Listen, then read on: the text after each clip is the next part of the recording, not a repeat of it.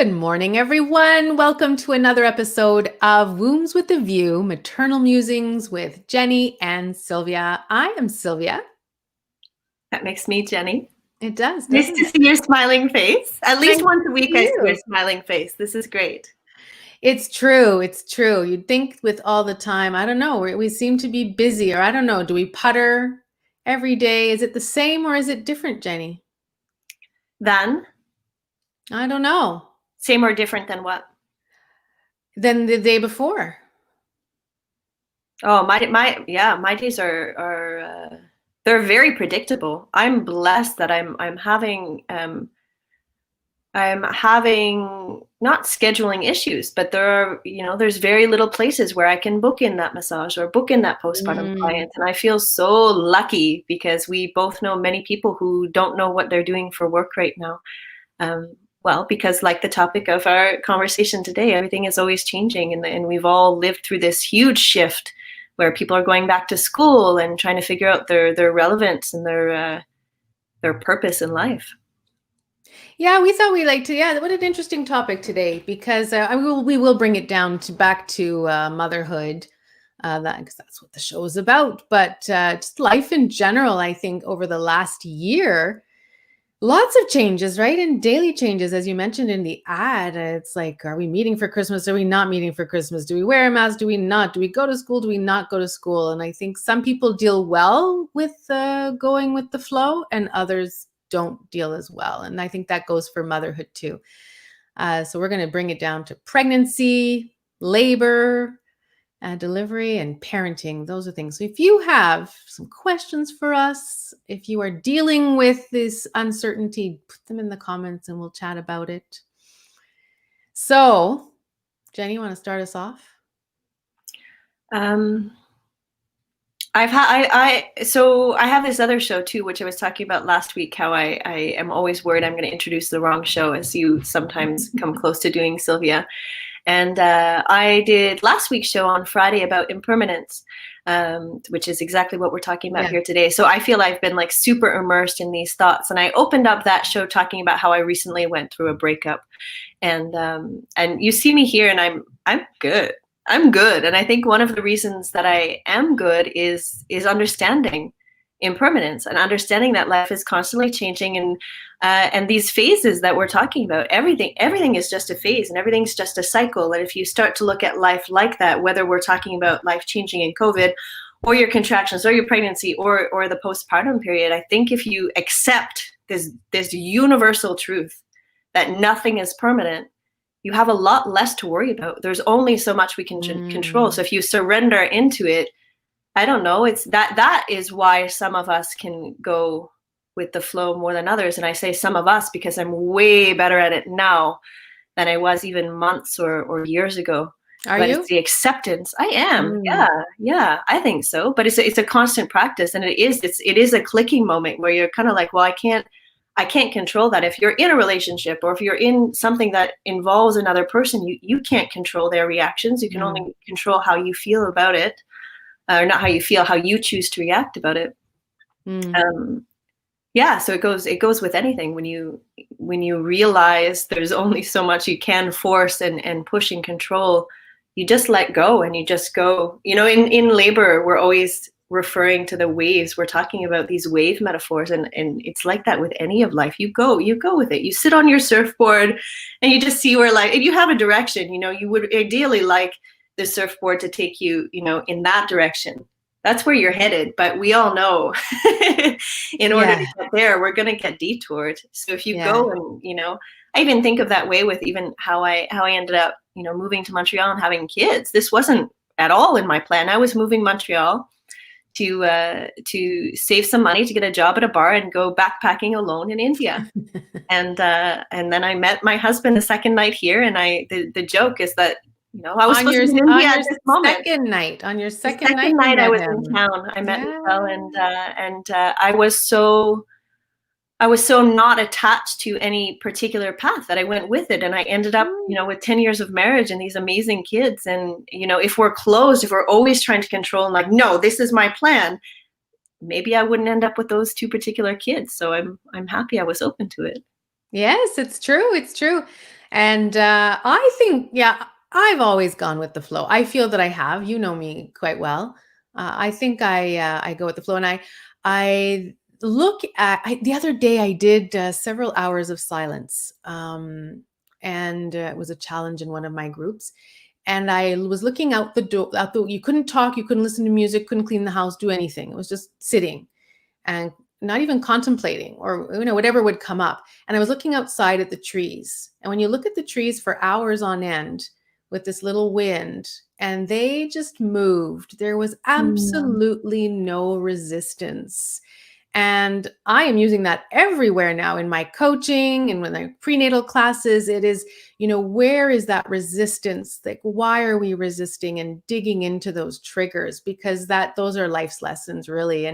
And to be able just to bend, and like you said, we can't control. And I see a lot of new parents, trying to control. My kid doesn't want to go to bed, and I get so angry and so frustrated. But you're right, we can't control them. So how do we bend like the trees to keep growing, and be part of that? Isn't that a lovely? I just, that clicked for me.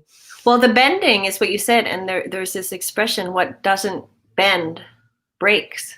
It does. So if you don't have that souple, if you don't have that flexibility, it snaps. Well, look how much the number of burnouts among women and new mothers are dealing with so much stress, but a lot of it is wanting to control. I think it's a great lesson. We could talk. Yeah. We'll, maybe let's back up and get to the postpartum period, which I find is the biggest surrender. But I always find that as birth educators, we, starting with the impermanence of everything, and starting with the pregnant body, and as a yoga teacher, people come to class, and maybe some people have had a, lifelong yoga practice. And then every week they come and they're a little heavier, and they're a little less mobile, or they have this pain or that pain. And it can be frustrating if you won't accept the fact that your body's just going to continue changing. You just look at that bump grow. You just look at the bump grow, and the weight it puts on the body, and the weight on the chest. So even the pregnancy itself isn't permanent. That's done in 9 months ish. Yeah, definitely. Yeah, and that's a hard one for some too. I mean, did you find, if you're listening to this, was your growing belly more of a, were you resisting it, or did you love it? Not everyone loves being pregnant, and that is okay. There's nothing wrong with that.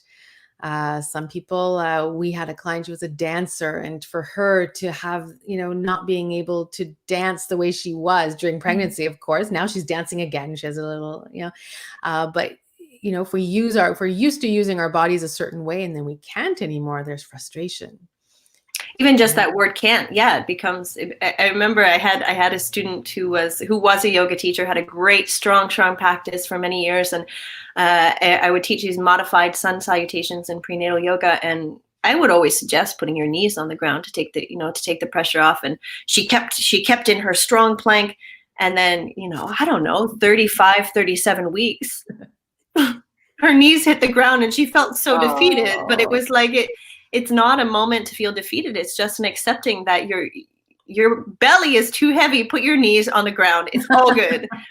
One time, Maman donné, the baby will be out, and you'll get back into that place where you can lift your knees again. Not right away. Yeah, and not being able, the changing, not being able to eat certain foods, and we're more tired. We're just, we're growing a baby. But yeah, every day would be different. Every day is different when you're pregnant. And it's kind of like when you watch somebody else's kid, or when I watch somebody else's belly grow, like as a teacher, 1 week, I don't see somebody for 1 week, and then you see all those changes. And then it's the same again in the yoga practice where, but last week triangle was so comfortable, and this week it sucks. And it's fine. It's good. Go with it. Next week, maybe And we were talking about phases a moment ago. Maybe next week or the week after, you'll get back. Something will have shifted and you'll get back. It doesn't mean that because it's changed this way, it will never go back to that. That's right. That's a super important point, don't you think? And I think even for new parents, and it's all mixed up here, but new parents too. One thing that kept me afloat was, this is just a phase, especially when things were not going the way I wanted to. This is just a phase. It will change. And then it changes and you think you've got it. Like, oh yes, the sleep schedule, or my baby's sleeping more, I feel better. And then boom, something else would happen to knock me off. I used to laugh so much where that one mom, she'd be the one mom in the group in a yoga class who'd be like, my baby slept through the night last night. And I would say, oh God. Or no, it's been 3 days she's been sleeping through the night. I would say, you know what? The moment you say that out loud. Jinxed! You jinxed it. You jinxed it. Yeah, that's the thing to save our sanity, though, and it's if we can back up to talk about labor and contractions. That's one of the most important thing to remember, is that what goes up must come down. You have that surge, you're here at the height of intensity, but hey, guess what? You get a little pause again, and yeah, it's going to come. And then baby's born. There's no more of those contractions. They don't last forever. Nothing point final lasts forever. Not even our human lives. That's right. Nothing. Yeah. But we resist it in labor. I see that all the time, right? How does that show up in labor? I would think, clenching, not letting, and it's hard. We know we both had kids. We know what those contractions can feel like, but that resistance in our body to just bend like the tree or go with the wave. So you have your tree metaphor, but yeah, you've always in the classes that we teach with Rock the Cradle, in our texts that you've prepared, can you give us the analogy of the wave, how you explain the embracing versus the I was I'm from Vancouver and spent lots of times on the beach, right? And I just would imagine myself on the beach.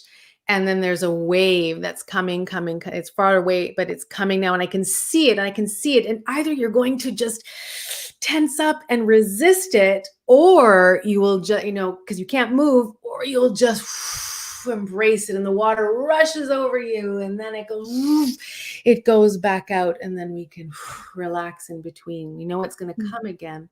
But there's a difference, that acceptance, what you talked about at the beginning. And it changes everything. And using tools. I mean, that's why in labor we have to move. We don't just stay in the same position, because as the baby's coming, well, then that requires us to adapt and to change again, right? It's I'm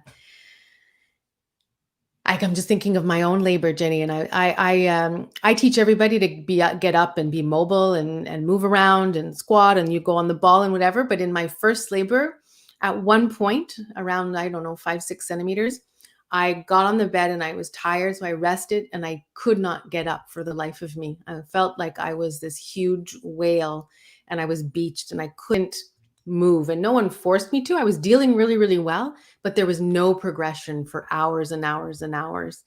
So that I was resisting.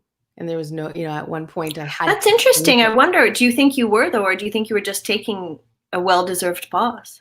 Well, it ended up being like, I think, a 6-hour pause, and then no movement and no progression per se. And they said, okay, we're going to have to do something to help you along. And I was like, well, that would be moving, right? So it did end up helping, because I always we don't know what position baby needs. So I did have to, change my strategy. You were less whale and more mermaid. That's right. You got up and moved around a little bit. Yeah. But that, in labor, I like that, there is an end. There is an end to it, and you have a baby. And it's nice too, when you think of it as like a means to an end, if we're thinking about the contractions as like, oh my God, I'm going to die, or, oh my God, I'm in this arbitrary pain. There's nothing, it's all one more contraction closer to meeting your baby. And when people keep that in mind, it becomes a positive thing. There's only so many you're going to have. So each one, you're getting that much closer when you understand the mechanics of what's actually happening during the contraction. Baby's coming closer and closer to you. And that's, I often tell two people when they're doing their, as I'm sure you do, Sylvia, the birth plan, there's an option for everything, but there's an option when baby is crowning, there's an option to feel baby's head. And sometimes they're like, oh, like I don't, or like the idea of like a mirror, like, oh, I don't want to see what's going on. But you've been going through, you know, this challenge for so long that the moment you're like, it's like this moment of like, oh my God, thankfully, really, I can touch baby's head. Baby's almost here. And that's often a moment for people where they're like, oh, okay, here, we can get through. When you know it's, and I think because it is that understanding of, okay, this isn't actually forever. Clearly it's not forever. We're just around the corner. Baby's nearly there. It's very, very motivating. And soon after we meet baby. Oh yeah, that's so exciting. I tell people all the time, I say, I love pushing out my baby. And they're like, but why? How do you loved pushing? I'm like, yeah, it was the end. You know, but there's lots of resistance around pushing. I think being able, not thinking we can do it. I think that's a lot. I hear that a lot. I'm not sure I can. I'll be so tired, right? But I think the body, like the trees, like the waves, will give you what it needs to in order for you to birth your babies. Yeah, nature sets us up pretty well for all of it. And supports you too, and supports you in terms of speaking about pain and hormones. The hormones up level every time you hit a new level of discomfort. If you haven't had medication, they're right there to support you. It's there. It's your buoy. Your hormones are your buoy to help manage the. I hate the word pain, sensation. I always joke. I'm like, and some of my doula friends say, Jenny, it's pain. Don't sugarcoat it. What do you use? Sensation. An interesting sensation. And if you get curious about it and sort of remove yourself from it, instead of getting in that spiral of pain equals death. Or, you know, the correlation between fear and pain is so strong. The more afraid you are, the more, you mentioned crisping up, the more you're afraid of that wave coming, everything is tense. But if you surrender into it and just let the body do what it's meant to do. Same with the breathing the baby out, just, you know, gently. Yeah, I would love, I've said before, and it keeps coming up. I'm like, I'm almost considering being a surrogate, because I love giving birth so much. People don't believe that, right? Especially if they're pregnant at the moment or like envisioning that. But you have at least two people in front of your face right now that actually love not only being pregnant, but giving birth. It's incredibly powerful. Yeah, regardless of how it happens, if you have the informed consent and you know what's going on, it's an incredibly powerful, life-changing experience. You're not you're not the same on the other side, and not in a bad way. You're the same person, but it's I can't think of too many more changes that are more sort of dramatic on how you come out the other side. It's a rebirth, right? It's a birth for mom as much as it is for baby. Oh yes. Yeah, definitely. Yeah, so we watch the growing body in pregnancy, and then we see the impermanence of the contractions. We meet baby, and then I think that's the most obvious example of how constant change is in life, when you're watching that human evolve, how fast that goes in that first year, all of those milestones. That's crazy. That's crazy. And we want to capture time sometimes so that it's not going so fast. And, you know, I found, again, you can read that in places where the days are long, but the years are fast, right? And I have a few pictures of me with the kids, and I was looking off in the distance. I was like, what was I thinking of? I looked spaced out, and I probably was, you know, I was just like 3 kids under 4 years old. And I'm like, what the heck is happening? And there's a lot of it. I think I was living in a fog a little bit at that time, but accepting the days, and there are days of frustration, and there are, you know, and days of pure joy. But, you know, now that I'm out of that, you know, I look at the pictures. We have a whole line of pictures of the kids with Santa Claus. And I'm like, oh my God, they were so small. I would love to have just a day with them right as they were little, but as I am now, right? Just to to see what they're, to go back in time a little bit. I know. It's heartbreaking. I remember my mom always said, "Don't grow up so fast. Stop growing." And it was so annoying. And I've caught myself saying something similar to my kids, and I just let it go because actually I can't assume, but probably you will have had a similar experience like many parents do.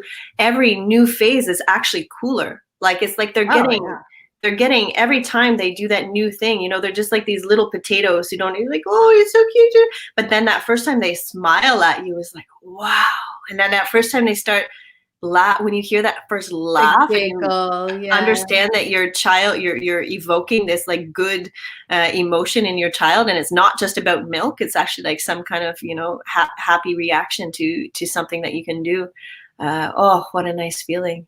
And then not rushing it too, though. That's really, really funny. I was just with a client yesterday who I was with the week before. I've kind of, Sylvia, I'm sliding sometimes from postpartum doula to just like full on nanny. And I never thought I would love it, but it's so nice, especially for the people that I've been with since baby was first born. Like I'm kind of babysitting. And last week, baby wasn't crawling. And this week, baby was crawling. And the mom had been there for 7 days. So she knew at some point the baby started crawling. But for me, it was like last week, she wasn't doing this. This is so cool. And it happened so fast. And I think parents were often, some people are really excited to, turn the car seat forward. Like sometimes we're kind of, or God, especially in our society, we're eager to separate baby, get baby onto that next phase so that we can get on with our life or whatever it is, whether it's, baby sleeping through the night or sleeping in his own bed or crib or whatever, or toilet training. Like we're often trying to push them to the next phase for nothing more than frustration. When we push and we don't go on their rhythm, but that's the controlling, right? It's controlling. If we talk about sleep, let's talk about sleep, wanting to get babies onto our schedule. That is a control thing, right? It has nothing to do with baby.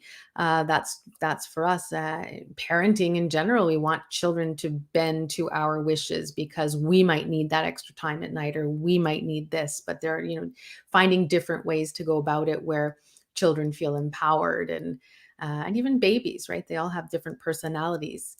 Morgane is listening here. Hello, Morgane. And she says, impermanency and staying in the present moment are two things that help me the most during pregnancy, labor, and now in the beginning of motherhood. Jenny is my yoga teacher. Mika is my doula. Rock the Cradle helped me so much to navigate into these feelings, thoughts, and consideration.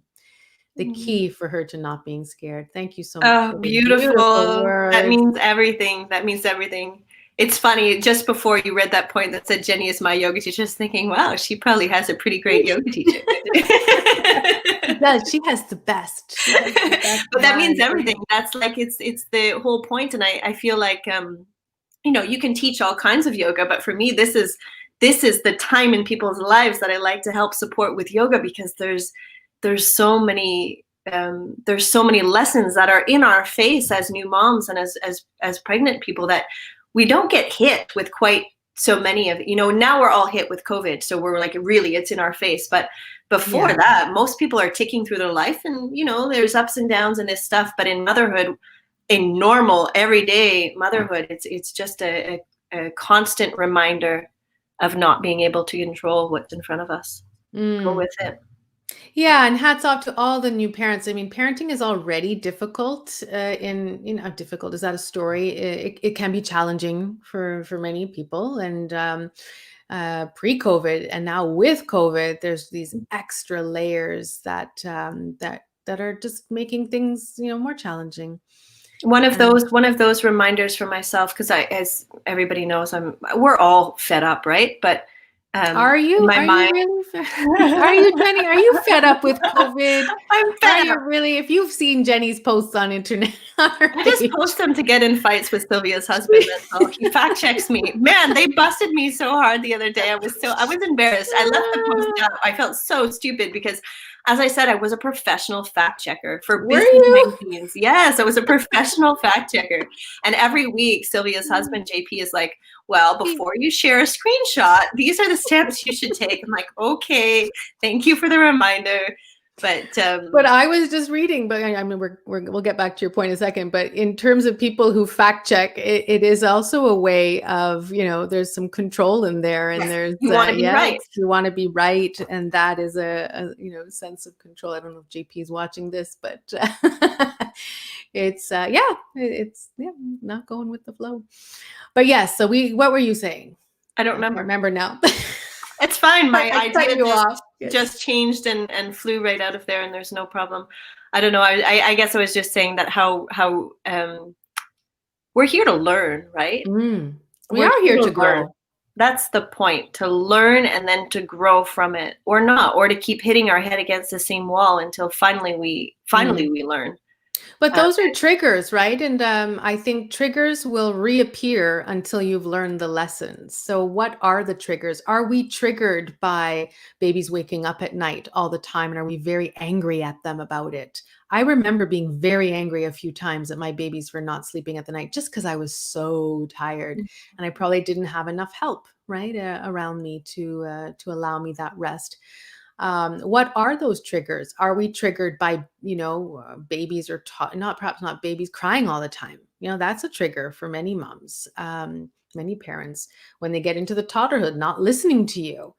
That's such a funny one, and we all fall into that. And as you can imagine, I'm raising some anarchists, right? And so the messaging that I give my children, in all honesty, is you don't trust an adult just because they're an adult. Just because somebody is older than you does not mean that they're right all the time.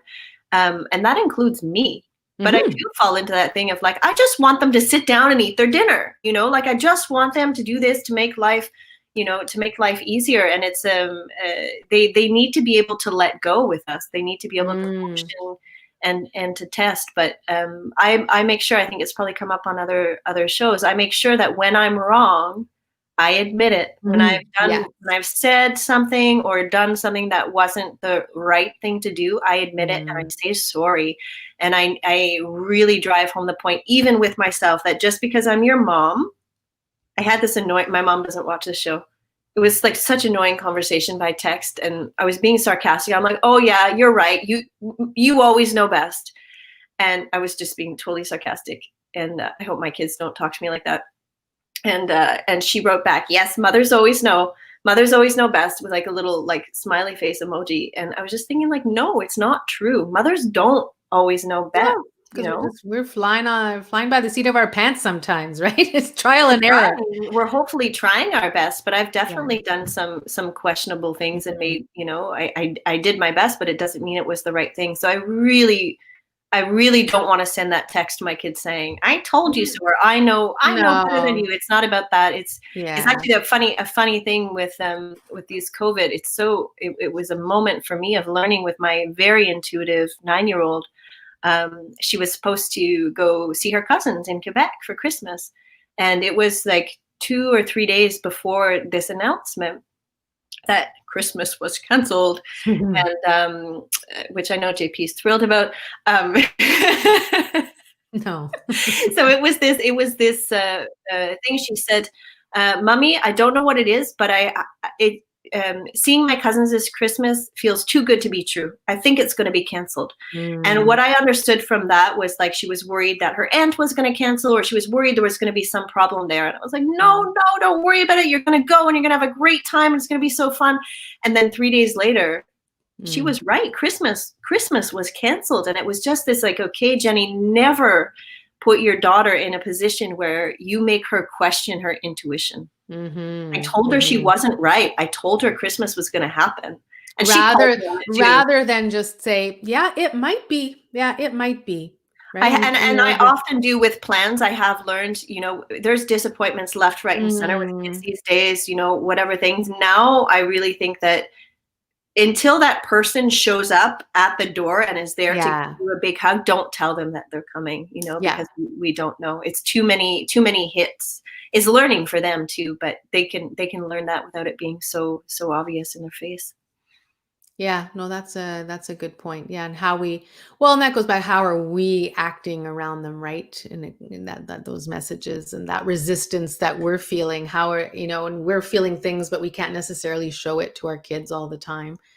right? Wanting to be beacons of strength. But I think that there are moments where we can show that, yeah, I don't know. I actually don't know. Oh, I think it's good. I think it's I really. say that a lot. I say that. I don't know. I don't know.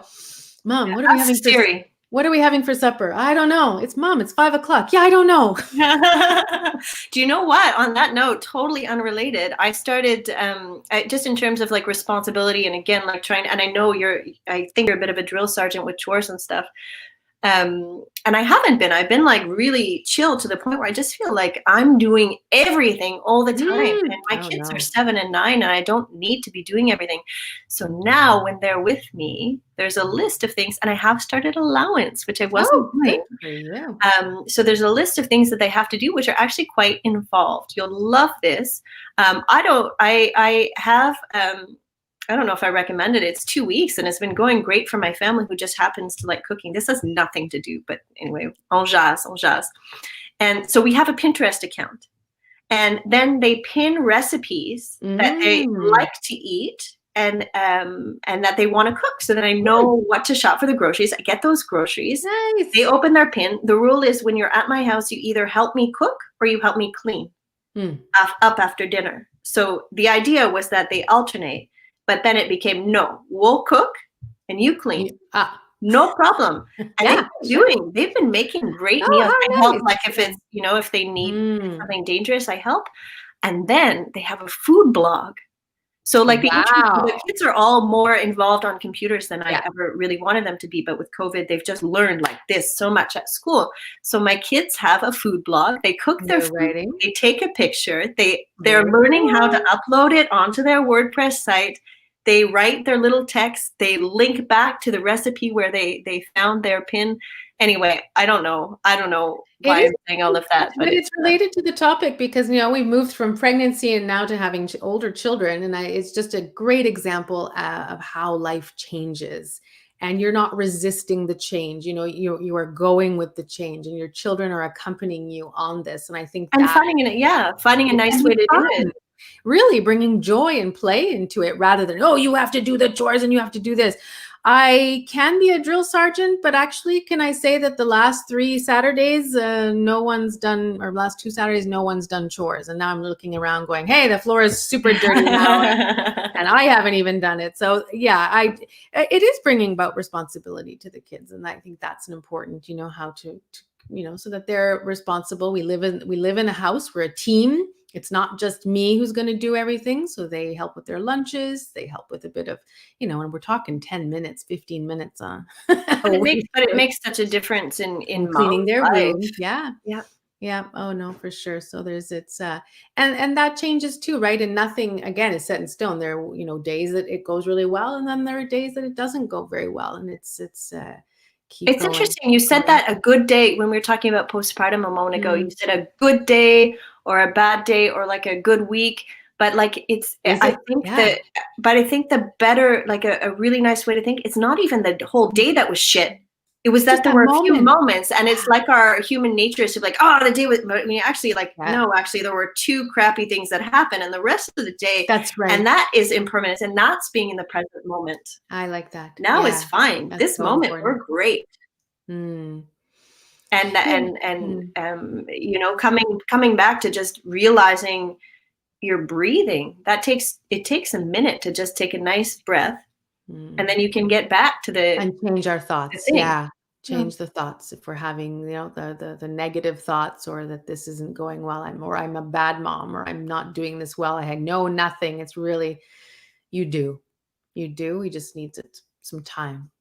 What are those triggers? Some sleep. And that's the thing we didn't talk too much about, which was probably the point of our conversation today, was talk about it. But the sleepless nights are not forever. I used to walk into my postnatal class and it wasn't to be mean, it was to be funny, but it's a fine line sometimes. Like, guys, I slept so well last night, and they're all there well, it's true. I sleep really well. Yeah. The point is you do again, and it's this moment, you take this as a template for the rest of your life, and it's not. They're going to be cooking your food soon. They're going to be giving you a massage soon. And if not, teach them how. Yeah, right. That's good. So yeah, I think we have this circle that we live in, right? And what can we control? Where, and I don't want to say the word control, but where do we have influence, and where do we need to focus our attention? And then the rest of it, because we can get really caught up in everybody else's crap too, which doesn't, yeah, staying in our little bubble. Mhm. Yeah, and it's good in your bubble, right? Bring your Mhm. kids in your bubble, have a cozy little bubble powwow. Well, I think we're going to end it there. That was a great show. That's fun. Thank you so much. Thank you, everybody. Thank you for listening and commenting. If you're watching in the replay, please comment. Give us your questions. As you can tell, we love talking about all stages of motherhood. And next week will be our last show for this wonderful year. I mean, this show was born this year. This show was born this year. It was born in quarantine, and nobody knew how long. Nobody knew it would be this long. My God. But here we still are doing our show, Sylvia, every week, and we'll continue when this Yep. this thing ends. I think we're gonna just keep trucking along. There's always stuff to talk about. Next week, we're talking, since it's the holidays, we are going to bring our two colleagues, Mika and Ida, are going to join us, and we're going to be talking about traditions, creating family traditions, whether they be new ones, continuing the ones that you were born with. What traditions? How do we celebrate as a family? What would you like to create? How do you want to feel please join. And we have just between the four of us, we all have different cultural and religious backgrounds, and I'm really looking forward to that conversation and whatever you guys have to maybe give new families ideas that aren't based in culture or religion, just new beautiful things that become rituals, so that when something happens and a global pandemic puts like a kibosh on your holiday plans, you still have beautiful moments. You still have these really nice things. We made a pain d'épices, gingerbread house. You still have your things that this is the whole point. There's this shit that's going on around us, but in your bubble, it doesn't have to feel like it. You still have those traditions. You still have those nice moments with your family. We're so blessed to have families right now, right? Like, I don't know if anybody's watching who is alone, but God, we're so lucky that we're not